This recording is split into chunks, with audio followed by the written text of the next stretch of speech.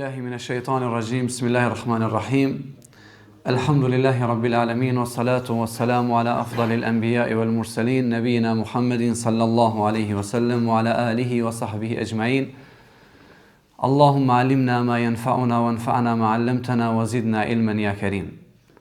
Amma ba'd, falënderimet dhe lavdërimet i takojnë Allahut subhanahu wa taala. Atë falenderojmë dhe vetëm prej tij falje, mëshirë, udhëzim dhe çdo begati tjetër në jetën e kësaj bote dhe të botës tjetër vetëm Allahut ja kërkojmë.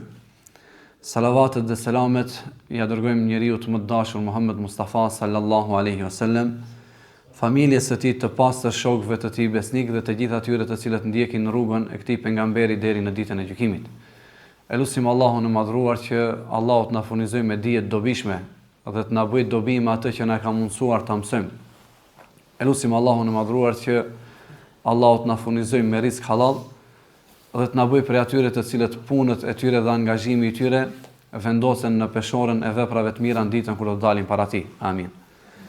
Vazhdojmë vëllezër sonte me lejen e Allahut me shpjegimin e librit Riyadus Salihin, kopshti ose kopshtet e njerëzve të devotshëm. Lutim Allahun që të jemi prej tyre dhe lutim Allahun xhallahu ala që këto takime dhe këto ndeja të jenë të tilla, të jenë vërtet kopshte nga të cilat përfitojmë të gjithë së bashku dhe të dëshmojnë për ne dhe jo kundër nesh në ditën kur do dalim para Allahut.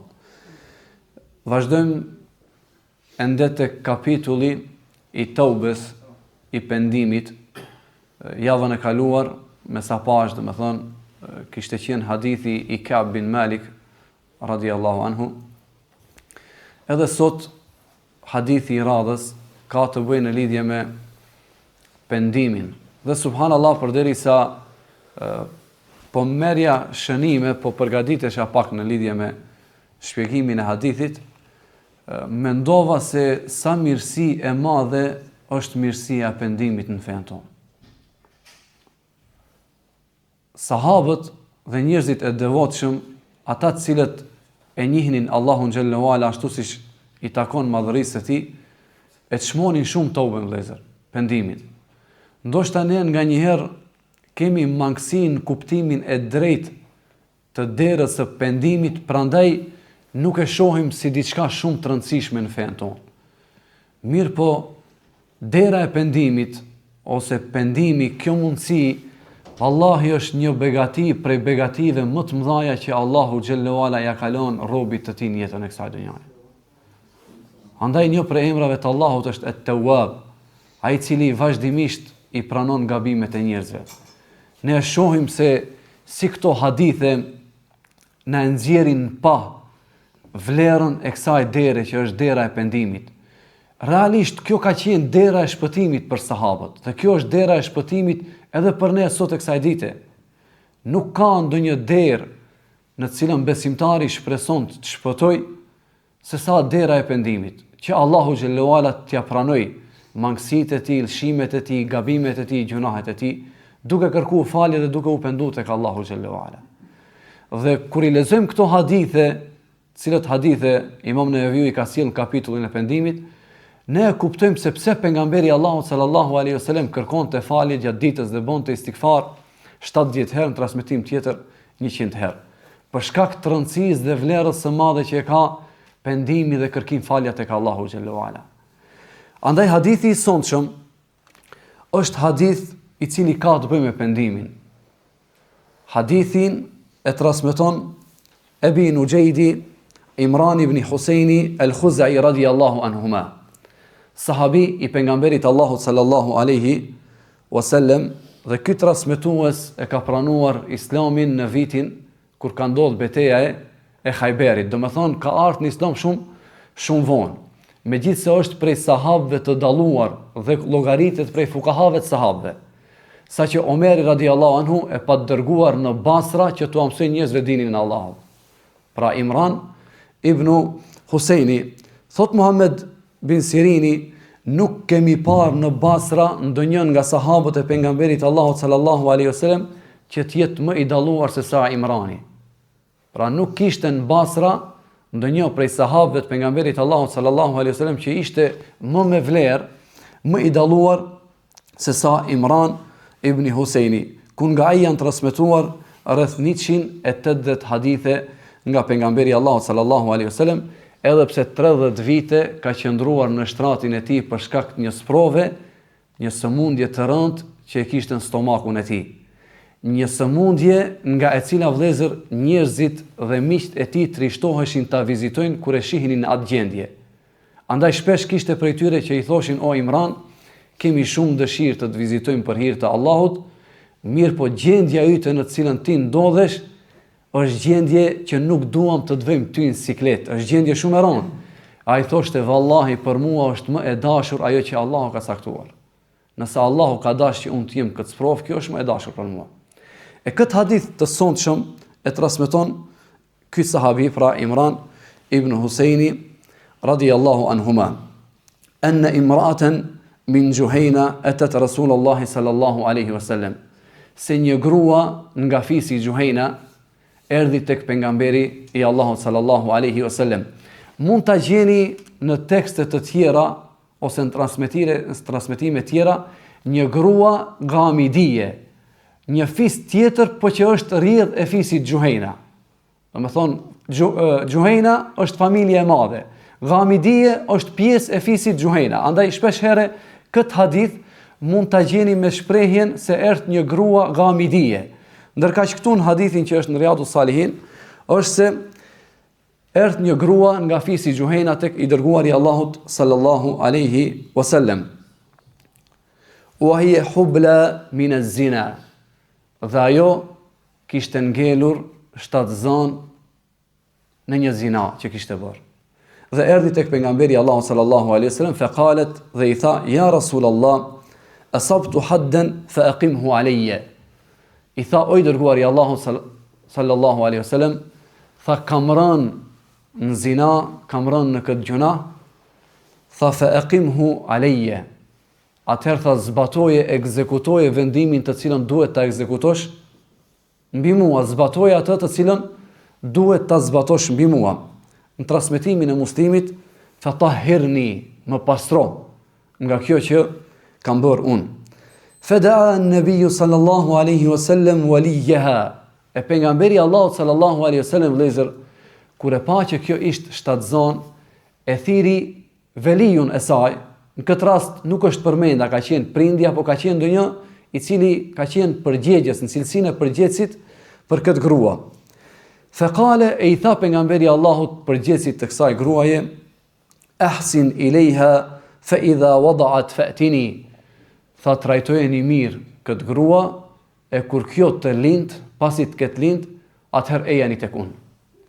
Vazhdon hadithi: "Fa fa'ala", kjo bëri, veproi kështu, fa amara biha an-nabiy sallallahu alaihi wasallam. Dhe pejgamberi Allahu sallallahu alaihi wasallam, pasi që kjo u kthye dhe kishte lindur, urdhroi që t'i shtrëngoheshin rrobat e saj, që t'i lidheshin fort, nga se në moment kur kjo do të ekzekutohet, do t'i hapet një grop deri tek gjoksi i saj, dhe kur kjo do të gurzohet deri në vdekje, është shumë normale e natyrshme që kjo të mund të lëviz. Dhe që kjo të mos zbulohet, pejgamberi Allahu sallallahu alaihi wasallam urdhroi që të lidhen mirë rrobat e saj. Thumma amara biha farujimat thumma salla alaiha. Pastaj filluan që ta gurzonin, pastaj pejgamberi Allahu sallallahu alaihi wasallam ia fali xhenazën asaj. Fa qala lahu Omer radiallahu anhu, kur e pa që i dërguari Allahut sallallahu alaihi wasallam ia fal xhenazën kësaj gruaje, tha: "Tusalli alaiha ya Rasulullah wa qad zanat." Tha: "O i dërguari Allahut, tha po ja fal xhenazën kësaj gruaje ndërkaq që kjo ka bërë zina." E tha pejgamberi Allahut sallallahu alaihi wasallam: "Laqad tabat tawbatan law qusimat bayna 70 min ahli al-Madina lawasi'atuhum." Tha vallahi, kjo është penduar tek Allahu me një tobe, me një pendim, në qoftë se ky pendim do t'ju jepej banorëve, 70 prej banorëve të Medinës, do t'u mjaftonte. Do me thonë me një pendim, me një tobe të sinqert nga banorët e Medinës. Dhe tha pejgamberi Allahut: "Wa hal wajadta afdala min an jadat bi nafsiha lillahi azza wa jall." Tha, e kjo, a ke pa, i tha Omerit, dikë i cili ka zgjedhur rrugën e flijimit për hir të Allahut më mirë se sa kjo? Kjo ka ardhur vëllezër, ajo që e ka shtyr këtë grua fillimisht vit tek pejgamberi Allahut sallallahu alaihi wasallam, ka qenë nxehtësia e mëkatit që ja ka djeg shpirtin gjithmonë brenda saj. Sahabët në kohën e pejgamberit Allahut sallallahu alaihi wasallam nuk normalizoheshin me gjunahin. Deri kur ju e keni dëgjuar rastin e Kabit, nuk ka qenë në gjendje rahatllëku, deri kur? Derisa u informua se Allahu i madhruar e ka pranuar pendimin e Kabit. Njëjtë edhe kjo grua vëllezër, nxehtësia e mëkatit, shëmtia e mëkatit që ajo kishte bërë, nuk e kishte lënë rahat deri kur? Derisa erdhi tek pejgamberi Allahut sallallahu alaihi wasallam. Dhe kjo grua vëllezër, vetë fakti që ajo erdhi para pejgamberit Allahut sallallahu alaihi wasallam dhe pranoi për një mëkat të tillë, kjo tregon për një çështje shumë të madhe dhe të rëndësishme për këtë grua. E para është tregon për forcën e imanit që kjo grua kishte në zemrën e saj. Shikoni, pejgamberi Allahut sallallahu alaihi wasallam i dha hapësirë, tha ti do të shkosh derisa ta lindësh fëmijën, pastaj do të kthehesh. Nëse llogaritim që kjo ka qenë në fillim të shtatzanis, i bie që kjo të ketë prit 9 muaj, pastaj të kthehet tek kush? Tek pejgamberi Allahut sallallahu alaihi wasallam për ta ekzekutuar. Dhe tash gjatë 9 muajve, a nuk ka mundësi që njeriu të harrojë mëkatin? O vëllezër, ne për 2 ditë, për 1 ditë i harrojmë mëkatet tona. Njeriu shumë shpejt e harron mëkatin e tij. Dhe ajo që i dallonte sahabët është se nuk i harronin gjunahet e tyre. Dhe këto gjunahe vazhdimisht i preokuponin sahabët derisa ata të ndjeheshin të qetë se Allahu te bareku ve teala u ka falë këtë gabim. Andaj edhe kjo grua ishte e tillë, ishte edukuar që të mos normalizohet me mëkatin që e kishte bën raport me Allahun azza wa jall. Andaj ardhja e saj tek pejgamberi Allahut sallallahu alaihi wasallam tregon për forcën e imanit në zemrat e sahabëve. Në këtë rast në veçantë në zemrën e kësaj gruaje. Imani ishte ajo që e bëri që kjo gruaja me vetë dëshirë, pa mos me e imponuar askush, dvi tek pejgamberi Allahut sallallahu alaihi wasallam. Po a kishte mundësi tjetër që kjo të pendohej tek Allahu dhe të mos shkojë tek i dërguari i Allahut? Po kishte mundësi. Dhe kjo është madje e lejuar. Një njeri i cili bie në gjunahe të tilla, nuk është patjetër që të shkojë t'ia tregoj imamit të tij ose gjykatësit se ka rënë në këtë gjuna. Mirë po, nxehtësia e mëkatit e ka sjell në këtë pozitë që kjo të mos ndjehet rahat, se edhe nëse pendohem, a thua pendimi im do t'i plotësoj kushtet sa që dal e pastër para Allahut azza wa jall. Për këtë arsye do të shkoj tek i dërguari i Allahut sallallahu alaihi wasallam dhe do t'i them pejgamberit Allahut sallallahu alaihi wasallam, tahirni ya Rasulullah, më pastro nga kjo gjuna. Nga se derti im është si do të jem unë para Allahut azza wa jall. Nuk është derti im çka thon familja. Nuk është derti im që unë ta te kaloj këtë sprovë në dunjë pa mos me e marrë vesh njerëzit. Nga se është një ditë ku ne do të ekspozohemi para Allahut azza wa jall dhe derti im është si do të jetë gjendja ime atë ditë kur do të dal para Allahut subhanahu wa taala. Andaj ardhja e saj vëllezër tregon për frikën që ajo kishte nga Allahu i madhruar dhe se ajo i kishte dhënë përparësi ahiretit para dunjos. Pse përparësi ahiretit para dunjos? Sa ajo e kishte dert si do të ishte gjendja e saj në ahiret dhe jo në dunjë. Për këtë arsye, kjo grua me këtë veprim që kishte bërë vëllezër, e prishte imazhin e familjes së saj. Nga se zinaja, amoraliteti, është një vepër që e shëmton fytyrën e njeriu. Është një vepër që e prish imazhin e familjes. Është një vepër që e humb bereqetin familje. Është një vepër që hidhron Allahun te bareku te ala. Është një vepër që e ndot vet zemrën dhe shpirtin e njeriu, që të mos jetë më rahat gjatë jetës së tij. Kjo madje ekspozonte burrin dhe fisin e saj me këtë veprim. Dhe përfundimisht kjo e dinte shumë mirë se pas shkuarjes tek pejgamberi Allahut sallallahu alaihi wasallam do duhej që të merrte një dënim të rëndë, e megjithatë ajo zgjodhi pastrimin shpirtëror para çdo gjëje tjetër. Ajo zgjodhi që të shkonte e pastër tek Allahu xhallahu ala. Kjo gjithashtu vëllezër tregon se në sheriat zinaja është shumë e vështirë të provohet. Është shumë e vështirë që ti cilësh prova për një njeri se ka rënë në këtë mëkat. Dhe ky mëkat ose kjo vepër vërtetohet vetëm në 2 mënyra. E para është me dëshmin e 4 dëshmitarve që e shohin aktin në mënyrë të qartë, dhe këtë ne gjithë e dim. Dhe e dyta është me pranimin e vetë personit. E para, si kush që e përmendëm, është diçka që është shumë e rrallë dhe pothuajse hiç. Për këtë arsye gjatë gjithë historisë islame do të shohësh se shumë të rralla janë rastet në cilët ka shkuar vetë personi të paraqitet para gjykatit ose imamit për të ekzekutuar dhe për të pastruar nga kjo gjëra që dale i pastër para Allahut Azza wa Jall. Dhe e dyta, domethënë, është ose me pranimin e vetë personit. Dhe kush është ai person i cili e pranon një vepër të tillë? Në këtë rast vetëm ai i cili është shumë imanli dhe është me të vërtet besimtar dhe ka dertin e tij para daljes së Allahu xhallahu ala. Kur ajo tha kam bërë një mëkat dhe pasrom o i dërguari i Allahut, zbatoje mbi mua, ekzekuto mua, në disa transmetime si thash është përmend shprehja më pastro, nga se e dinte se kjo është pa pastërti. Zinaja është pislëk, është pa pastërti, andaj tha tahirni ja Rasulullah, më pastro. Kjo tregon vëllezër se zbatimi i dënimit në këtë botë është pastrim për personin në ahiret. Andaj pejgamberi Allahu sallallahu alaihi wasallam në hadithin që e transmeton Ubade ibn Samit radhiyallahu anhu thotë kështu: çdo njeri i cili e bën një vepër, një gjuna të madh, i cili gjuna duhet të ndëshkohet dhe të ekzekutohet, dhe personi ekzekutohet dhe ndëshkohet në dunjë, nuk do të jap llogari para Allahu xhallahu ala kur dal në ditën e gjykimit, ose do të dal i pastër para Allahut për atë gjuna për cilin e ka marrë dënimin në jetën e kësaj dunjaje. Pejgamberi Allahu sallallahu alaihi wasallam vëllezër e përmendëm se i tha përgjithësit të kësaj gruaje në këtë hadith, trajtoje mirë.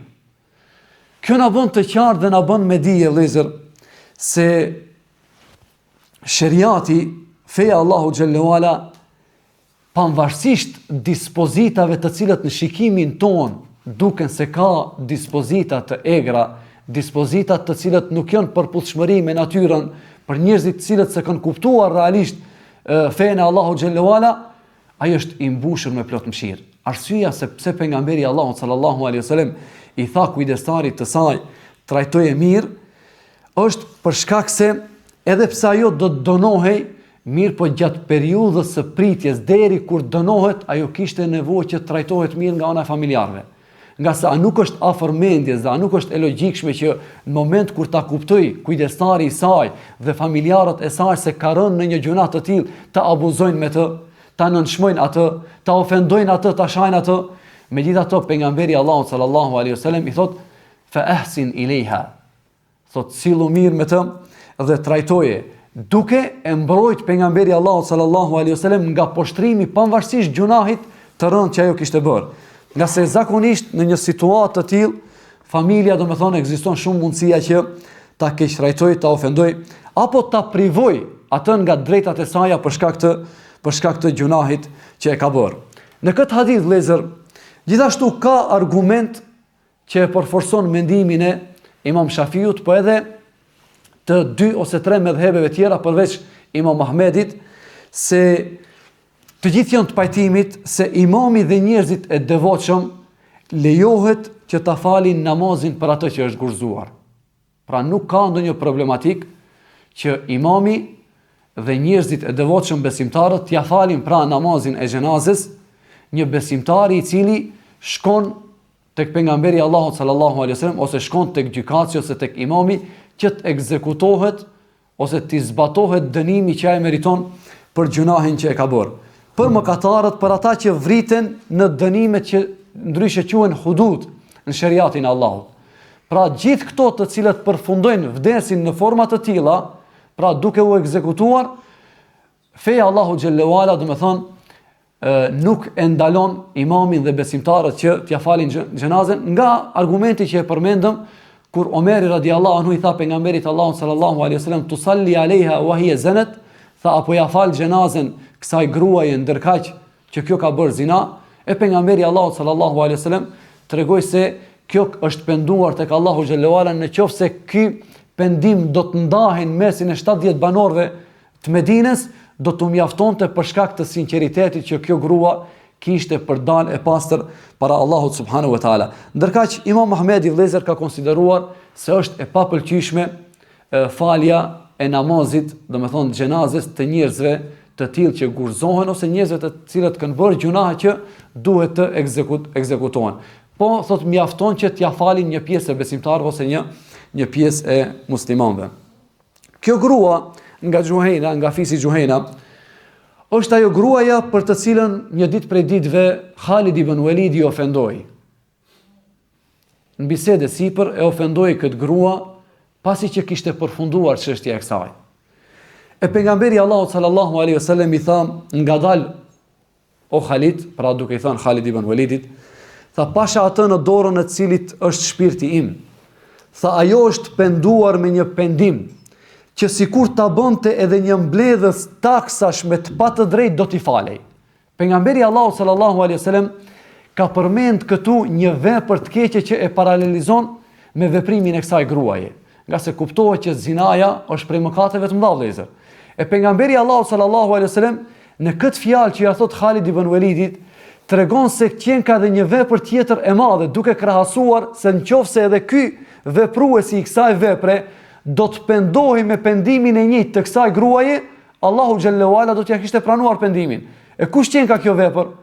Është që njeriu të merr taksa nga njerëzit e tjerë, të merr pasurinë e tjerëve me të patë drejtë dhe ta shfrytëzoj këtë pasurinë në vend të gabuar. Pra një vepër që njeriu, domethënë, e bën, sidomos në kohrat tona, është e njohur që njerëzit marrin haraç me të patë drejtë. Për shembull, njerëzit marrin pasurinë e njerëzve me të patë drejtë dhe pastaj e shfrytëzojnë në vende të gabuara. Marrja është fillimisht mënyrë e gabuar, po edhe shfrytëzimi i asaj pasurie është e gabuar. E pejgamberi Allahu sallallahu alaihi wasallam e përmend rastin e kësaj gruaje tek Khalidi duke i thënë se pasha atë në dorën e cilit është shpirti im. Se kjo grua është penduar me një pendim që sikur ta bënte edhe një person i cili ka bërë këtë gjuna, u ka marrë njerëzve pasurinë me të patë drejtë, Allahu xhallahu ala do t'ja falte pendimin. Dhe madhështia e pendimit të saj shihet pra edhe nga ky këndvështrim, sepse padrejtësia në marrjen e pasurisë së njerëzve është nga mëkatet më të shëmtuara dhe shkatruese tek Allahu xhallahu ala. Kur u gërzua vëllezër njëri prej sahabëve, prej burrave në kohën e pejgamberit Allahut sallallahu alaihi wasallam, Maiz bin Malik, i dërguari i Allahut sallallahu alaihi wasallam, tha kërkoni falje për Maizin. Tha ai është penduar me një pendim që sikur të ndahej mes një ummeti, pra sikur ky pendim të ndahej ose të shpërndahej një ummeti, do t'u mjaftonte atyre. Gjë që tregon vëllezër se njerëzit të cilët kanë ardhur në këtë pozitë dhe janë paraqit para pejgamberit Allahut sallallahu alaihi wasallam, e vetmja gjë që i ka shtyrë të veprojnë këtë formë është imani dhe besimi i fortë në Allahun xhallahu ala dhe derti i tyre që dalën të pastër para Allahut subhanahu wa taala. Gajlja e tyre që Allahu t'u pranoi pendimin. Ata kanë pas mundësi që të pendohen fshetësi, nga se ekziston një mundësi e tillë. Mirpo friga se mos ndoshta pendimi që do ta bëjnë për gjunahin që e kanë bërë nuk do të jetë i plot, do dale para Allahut azza wa jall, mirpo nuk është se është pranuar pendimi, nga se mund të ketë pat mangësi dhe lëshime të, i ka bërë që këta njerëz të pendohen tek Allahu xhallahu ala duke ardhur tek pejgamberi Allahut sallallahu alaihi wasallam që të pastrohen në këtë formë.